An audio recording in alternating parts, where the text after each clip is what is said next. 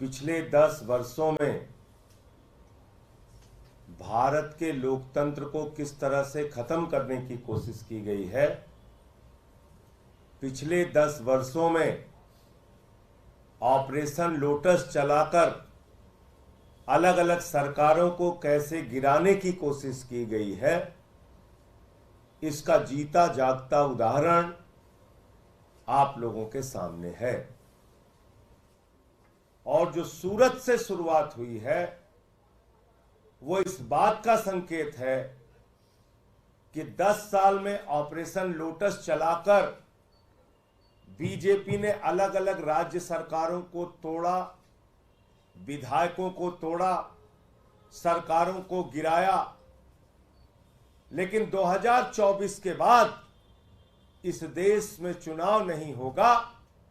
सूरत इसकी शुरुआत है। सूरत तो झांकी है, पूरा देश बाकी है। पूरे देश में भारतीय जनता पार्टी चुनाव खत्म करेगी। मैं 140 करोड़ लोगों से निवेदन करना चाहता हूं, यह आपका अंतिम चुनाव है। इसके बाद आपको वोट करने का अधिकार नहीं मिलेगा। और आपने देखा, कभी आपने नहीं सुना होगा, लोकसभा का चुनाव देश की सत्ताधारी पार्टी बगैर मतदान के जीत जाती है, बगैर वोट के जीत जाती है, बगैर चुनाव के जीत जाती है। सूरत में सारे कैंडिडेट्स का पर्चा खारिज कर दिया गया। न सिर्फ कांग्रेस का, बाकी सारे दलों का भी पर्चा खारिज कर दिया गया। बाकी निर्दलीय उम्मीदवारों का भी पर्चा खारिज कर दिया गया। और चुनाव के पहले प्रमाण पत्र हाथ में भाजपा के कैंडिडेट को पकड़ा दिया गया। 2024 के बाद यही देश में होने जा रहा है। खाली दिखावे के लिए एक संविधान होगा जो नागपुर का आरएसएस का संविधान होगा, जिसमें आरक्षण की व्यवस्था नहीं होगी,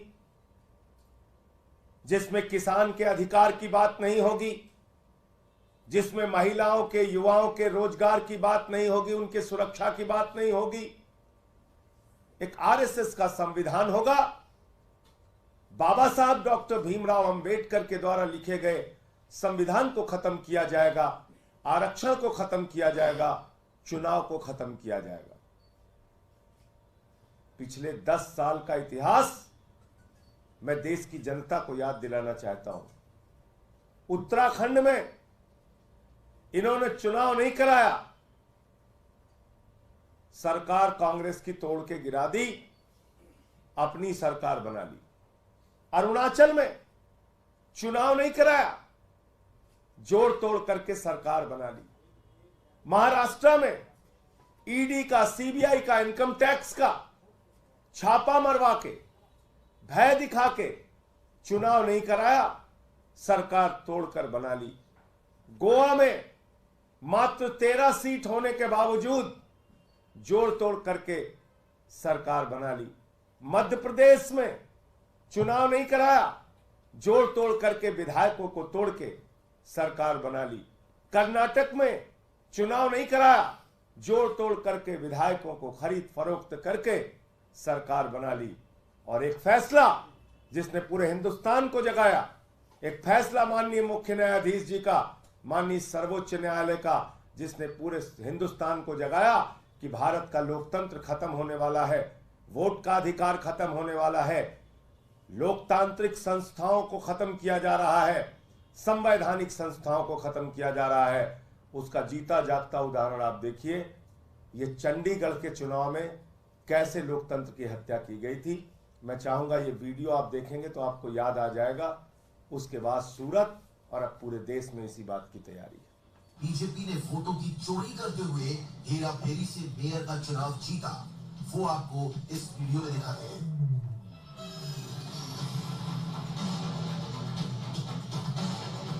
अब यहां से शुरू होती है भाजपा की असली साजिश। आपको काउंटिंग पर लगे इस कैमरे से दिखाते हैं कि कैसे भाजपा देश के लोगों के साथ धोखाधड़ी करती है। भाजपा के पीठासीन अधिकारी 36 वोटों की काउंटिंग शुरू करते हैं और पहचान कर इंडिया गठबंधन की वोटों को खराब करने के अपने प्लान को अंजाम देते हैं। जिन वोट पर कुछ नहीं करना था उन्हें जल्दी साइन करके आगे बढ़ा रहे हैं। अब आई आम आदमी पार्टी के पार्षद की वोट। बेईमानी करनी थी तो थोड़ा सा रुके, ऊपर देखा कि कोई देख तो नहीं रहा है और फिर चुपके से पेन से डॉट मार के वोट को खराब कर दिया। फिर बीजेपी की वोट आई तो आराम से आगे बढ़ा दी। उसके बाद वो वोट आई जिस पर गड़बड़ी करनी थी तो चुपके से फिर से पेन चला दिया और वोट को खराब कर दिया। उसके बाद विपक्ष की एक और वोट आई, यानी तीसरी वोट, और उसे भी खराब कर दिया। फिर चौथी वोट खराब की, फिर पांचवी वोट खराब की, उसके बाद छठी, फिर सातवीं और ये 8 वोट। आपने देखा 8 वोट कैमरे के सामने खराब करते हुए रंगे हाथ भारतीय जनता पार्टी पकड़ी गई। तो इसलिए मैं कहता हूं, जब लल्लू सिंह भाजपा का सांसद उसके मुंह से निकल गया कि संविधान बदलना है, 400 सीट दे दो। अरुण गोविल जी वो कहते हैं 400 सीट दे दो, संविधान बदलना। ज्योति मिर्धा कहती है 400 सीट चाहिए, संविधान बदलना है। अनंत हेगड़े भारतीय जनता पार्टी के केंद्र सरकार के मंत्री रहे, कहते हैं 400 सीट दे दो, संविधान बदलना है। संविधान बदलेंगे, आरक्षण खत्म करेंगे, चुनाव को खत्म करेंगे। और यही इस बात का उदाहरण है जो आपके सामने हमने दिखाया। चंडीगढ़ में हुआ, सूरत में हुआ, अलग अलग राज्य सरकारों को पिछले 10 वर्षों में तोड़ तोड़ के गिराया गया। ED, CBI, income tax department, हमने तो नारा दिया है, भाजपा के 3 है भाई, मुझे माल भी दिया जाए। ED, IT, CBI. हमारे साथ अब आपको और दिखाता हूं अमित शाह के क्षेत्र में कैंडिडेट के साथ क्या हुआ। तो बचा लो। ये गांधीनगर के, ये गांधीनगर का प्रत्याशी है। इसका कोटि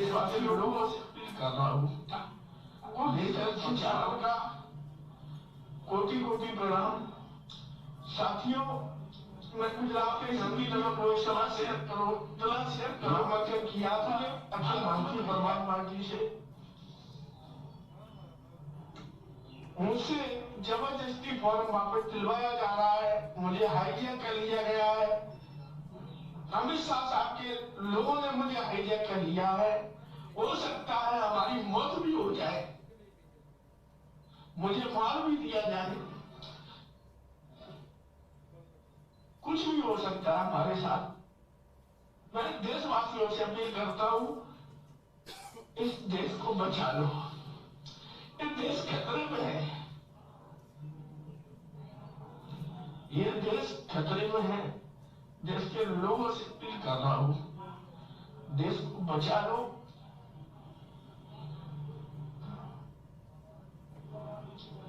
और इस वीडियो को इतना शेयर करो पूरे भारत में भेज जाए। ये गांधीनगर का कैंडिडेट है, रो रहा है। क्या नाम है इनका? पूरा शुरुआत से दिखाइए। ठाकुर जितेंद्र सिंह, बंद कर दो। भारतीय परिवार पार्टी।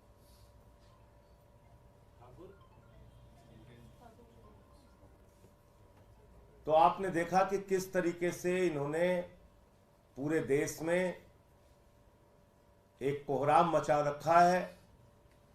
डंडे के जोर से शासन को चलाना चाहते हैं, चुनाव को खत्म करना चाहते हैं, बगैर चुनाव के लोग जीतना चाहते हैं। आपका कोई प्रश्न हो तो आप पूछ सकते हैं। कल दिल्ली में भी मेयर चुनाव है और प्रिसाइडिंग अधिकारी को लेकर के मंत्री का कहना है कि बगैर उनसे कंसल्ट किए नाम भेज दिया गया। आपको लग रहा है कल के चुनाव में ऐसा कुछ हो सकता है?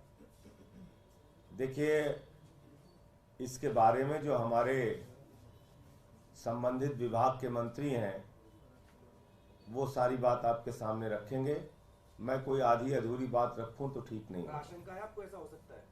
मैं फिर कह रहा हूं कि उनको विस्तृत जानकारी है इस विषय की जो हमारे संबंधित विभाग के नगर विकास विभाग के मंत्री हैं सौरभ भारद्वाज जी, वो आपको विस्तार से इसके बारे में बताएं। सर, तिहाड़ में एक घटना घटी है, तिहाड़ में जहां पर वर्चस्व की लड़ाई में 4 लोग जो घायल हो गए हैं और जेल के अंदर ही कैदियों में आपस में भिड़ंत हुई है। आपको मालूम है जेल के अंदर हत्या भी हो चुकी है, एक नहीं कई हत्या हो चुकी है। तो जब मैं कहता हूं कि अरविंद केजरीवाल की जान को खतरा है, जब मैं कहता हूं कि अरविंद केजरीवाल के खिलाफ गहरा षड्यंत्र चल रहा है, जब मैं कहता हूं कि अरविंद केजरीवाल के जीवन के साथ ये लोग खिलवाड़ कर रहे हैं, तो आप लोग यकीन नहीं करते।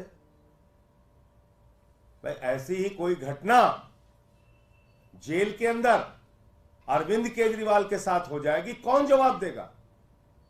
बाद में मुंह बना के कैमरे पे आ जाएंगे लोग, बाद में मुंह बना के कैमरे पे आ जाएंगे। जब तिहाड़ जेल के अंदर हत्या की घटना हो चुकी है, एक नहीं कई हत्या, मैं बता रहा हूं, पिछले 1-1.5 साल का रिकॉर्ड उठा के देख लीजिएगा। तो अरविंद केजरीवाल के साथ भी ऐसी घटना को ये लोग अंजाम दिला सकते हैं। शातिर लोग हैं, खतरनाक लोग हैं, 24 घंटे सीसीटीवी से निगरानी रखते हैं, कहीं मौका पाके ऐसी कोई घटना करा देंगे, बाद में मुंह बना के कैमरे पे आ जाएंगे। इसलिए मैं कह रहा हूं, अरविंद केजरीवाल की जिंदगी को जेल के अंदर खतरा है, उनके जीवन को खतरा है और उनके खिलाफ गहरा षड्यंत्र चल रहा है। 23 दिन तक तो उस आदमी को इंसुलिन नहीं दी गई, तो ये तो जानलेवा कार्रवाई है ना। अगर आप एक जीवन रक्षक दवा जो किसी भी शुगर के मरीज के लिए शुगर बढ़ने पर वो कोलैप्स कर सकता है, शुगर अचानक डाउन होने पर कोलैप्स कर सकता है, और आप उसकी जिंदगी के साथ 23 दिन तक खिलवाड़ करते रहे, आपने इंसुलिन नहीं दिया। इतना हो हल्ला हुआ तो इंसुलिन दिया आपने। इसलिए अरविंद केजरीवाल जी का परिवार, उनकी पत्नी, दिल्ली के लोग, देश के लोग जो अरविंद केजरीवाल जी से बेहद प्यार करते हैं, वो चिंतित हैं, परेशान हैं इस बात को लेके कि अरविंद केजरीवाल के साथ क्या घटना ये लोग अंजाम दे देंगे, क्या साजिश रच देंगे, कैसे ये उनकी जिंदगी के साथ खिलवाड़ कर सकते हैं। और ये जो आपने बताई घटना, ये इस बात का उदाहरण है। आज की तारीख में तो मुख्यमंत्री अंदर हैं जेल में। सिक्योरिटी बढ़ाने की भी मांग करेंगे आप इस मामले के बाद? स्पेशली भाई एक चीज आप मुझे बताइए, एक सिटी मुलाकात शीशे की दीवार खड़ी करके कराते हैं, आप उनकी मंत्री की मुलाकात कैंसिल कर देते हैं, उनके सांसद की मुलाकात कैंसिल कर देते हैं, तो ये किस बात का संकेत है? ये क्या बताता है? अगर आप चाहें तो भाई, आपको याद नहीं, इसी तिहाड़ में ऑफिस, इंटरनेट, फोन, सारी सुविधाएं सुब्रतो राय सहारा को दी गई थी, चंद्रा ब्रदर्स को दी गई थी, इसी तिहाड़ जेल के अंदर।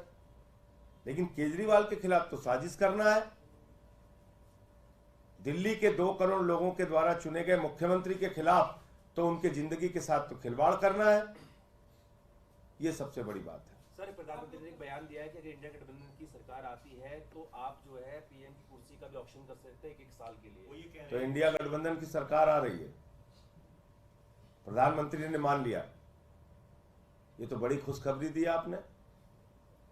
प्रधानमंत्री ने मान लिया कि इंडिया गठबंधन की सरकार आ रही है। अभी तक तो 400 पार कर रहे थे, पहली बार वो मान गए कि इंडिया गठबंधन की सरकार आ रही है। अब ऑप्शन की बात बता रहा हूं आपको, प्रधानमंत्री की कुर्सी ही नहीं, पूरे देश को नीलाम करने का काम भारत की भारतीय जनता पार्टी की सरकार ने किया है। अपने एक ही दोस्त को कोयला दे दिया, गैस दे दिया, बिजली दे दिया, पानी दे दिया, सड़क दे दिया, स्टील दे दिया, पोर्ट दे दिया, एयरपोर्ट दे दिया, 2.5 लाख करोड़ रुपए का कर्जा दे दिया, 15 लाख करोड़ रुपए चंद पूंजीपतियों का माफ कर दिया, 3.5 लाख करोड़ रुपए चंद पूंजीपतियों का बैंक सेटलमेंट के जरिए माफ कर दिया, और तो और अपने भतीजे को, जिसको क्रिकेट का बल्ला पकड़ना नहीं आता, उसको बीसीसीआई का चेयरमैन बना दिया। तो नीलाम तो आप कर रहे हैं इस देश को। नीलाम तो आप कर रहे हैं इस देश के संसाधनों को। भाई आपके भतीजे को बल्ला पकड़ना नहीं आता, उसको आपने बीसीसीआई का चेयरमैन बना दिया। और गरीब आदमी का लड़का जो 4-4 घंटे परिश्रम करता है कि सेना में भर्ती होंगे, उसको आपने सियाचिन भेज दिया। -40 डिग्री टेम्परेचर में जाओ बेटा ड्यूटी करो, +50 डिग्री टेम्परेचर में जाओ जैसलमेर में सूली पर चढ़ जाओ।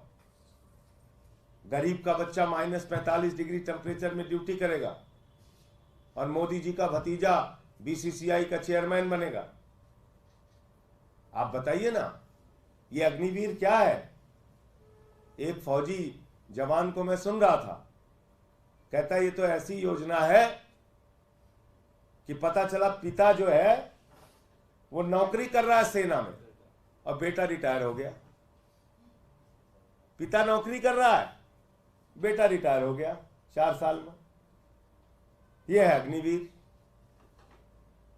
तो इसलिए इस देश को कौन नीलाम कर रहा है, इस देश के संसाधनों को कौन नीलाम कर रहा है, और प्रधानमंत्री के, भारत के प्रधानमंत्री की कुर्सी की बोली तो पाकिस्तान के व्यापारियों तक ने लगा दी, बिना अपॉइंटमेंट के, बिना किसी कार्यक्रम के चले गए थे बर्थडे का केक काटने, और बाद में पता चला कि बिजली का ठेका कर दिलाने गए थे। नहीं गए थे बिजली का ठेका दिलाने, बिजली स्टील, ये काम है प्रधानमंत्री जी का। आप लोग की जनसभा और रैलियां सब लोग कर दिए, सुनीता केजरीवाल सभी 4 सीटों पे रैली करेंगे, इस बारे में कुछ डिटेल। जो हमारे प्रचार के कार्यक्रम को और दिल्ली के अंदर जो हमारा कार्यक्रम बना है अलग अलग नेताओं के प्रचार का, उसकी विस्तृत जानकारी आपको दी जाएगी। कल सुनीता केजरीवाल जी का, जैसे आपने बताया, अलग अलग क्षेत्रों में उनके प्रचार अभियान की शुरुआत हो रही है। भगवंत मान जी भी आएंगे, वो भी प्रचार करेंगे दिल्ली के अंदर। और भी जो हमारे नेतागण हैं, वो चाहे गोपाल राय जी हों, आतिशी जी हों, सौरभ जी हों, संदीप पाठक हों, हम सब लोग जाकर प्रचार कर रहे हैं। हमारा एक ही नारा है, जेल का जवाब वोट से दीजिए। जिस आपके बेटे ने आपके लिए बिजली, पानी, शिक्षा, चिकित्सा का इंतजाम किया, आज उसको मोदी जी ने जेल में डाल दिया है और जेल से उनको बाहर निकालना है, तो उनको जेल का जवाब वोट से देना होगा। सर, प्रधानमंत्री लगातार इनहेरिटेंस टैक्स की बात कर रहे हैं, कांग्रेस पे हमला बोल रहे हैं, कह रहे हैं कि देश की संपत्ति को लेके विशेष समुदाय को देने की तैयारी में कांग्रेस है। भैया ये बताइए, मैंने तो आपको नाम गिनवा दिया। हमारा तो बैंक लूट लिया प्रधानमंत्री जी की सरकार ने। बताइए 20,000 करोड़ लूटा कि नहीं जनता का पैसा नीरव मोदी, मेहुल चौकसी ने? बताइए 3,000 करोड़ रुपए लूटा कि नहीं जनता का पैसा? वो किसकी संपत्ति थी? वो मोदी जी की संपत्ति थी क्या? जो 3,000 करोड़ ललित मोदी ने लूटा, वो तो जनता की संपत्ति थी ना। वो किसकी संपत्ति थी 6,000 करोड़ रुपए जो नितिन संदेशरा लूट के भाग गया? वो किसकी संपत्ति थी 10,000 करोड़ रुपए जो विजय माल्या लेके भाग गया? वो किसकी संपत्ति थी 15 लाख करोड़ रुपए जो मोदी जी ने अपने दोस्तों का माफ कर दिया? वो किसकी संपत्ति थी 3.5 लाख करोड़ रुपए जो बैंकों में कर्जा मोदी के दोस्तों ने लिया था और मोदी जी ने उसको माफ कर दिया? बताइए किसकी संपत्ति थी?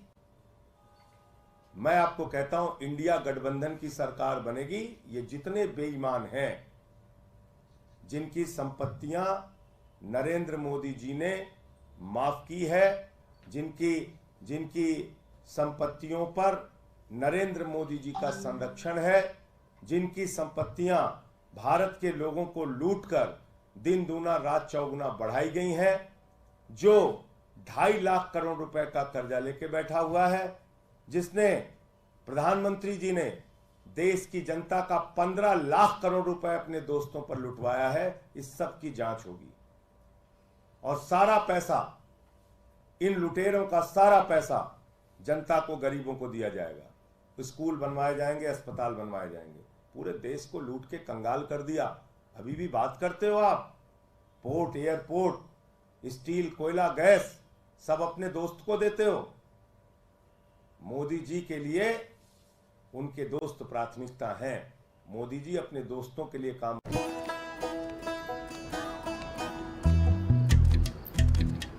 पापा